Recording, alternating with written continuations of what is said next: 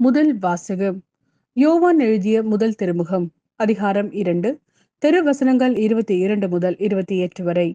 இயேசு மெசியா அல்ல என்று மறுப்போரை தவிர வேறு யார் பொய்யர்? தந்தையையும் மகனையும் மறுப்போர்தாம் எதிர்கிறிஸ்துகள். மகனை மறுதலிப்போர் தந்தையை ஏற்றுக்கொள்வதில்லை. மகனை ஏற்று அறிக்கையிடுவோர் தந்தையையும் ஏற்றுக்கொள்கின்றனர். தொடக்கத்திலிருந்து நீங்கள் கேட்டறிந்தது உங்களுள் நிலைத்திருக்கட்டும்.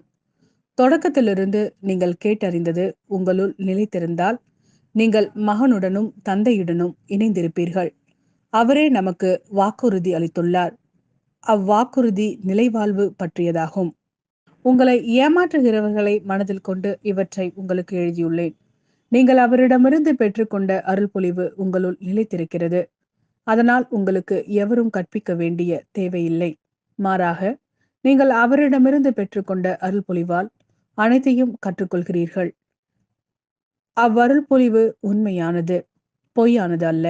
நீங்கள் கற்றுக்கொண்டதற்கேற்ப அவரோடு இணைந்து வாழுங்கள். ஆகவே பிள்ளைகளே, அவர் தோன்றும் போது நாம் உறுதியான நம்பிக்கை கொண்டிருக்கவும், அவருடைய வருகையின் போது வெட்கி விலகாதிருக்கவும் அவரோடு இணைந்து வாழுங்கள்.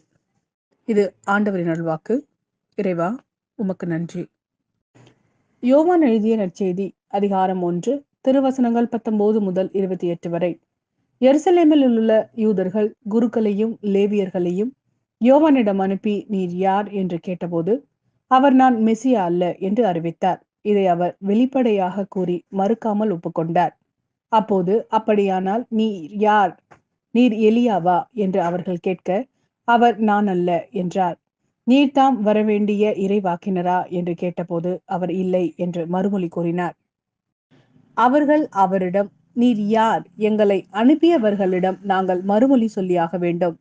எனவே உம்மை பற்றி என்ன சொல்கிறீர் என்று கேட்டார்கள். அதற்கு அவர், ஆண்டவருக்காக வழியை செம்மையாக்குங்கள் என பாலைநிலத்தில் குரல் ஒன்று கேட்கிறது என்று இறைவாக்கினர் ஏசாயா உரைத்தது என்னை பற்றியே என்றார்.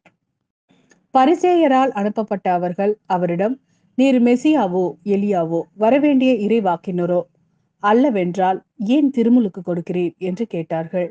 யோவான் அவர்களிடம், நான் தண்ணீரால் திருமுழுக்கு கொடுக்கிறேன். நீங்கள் அறியாத ஒருவர் உங்களிடையே நிற்கிறார். அவர் எனக்கு பின் வருபவர்.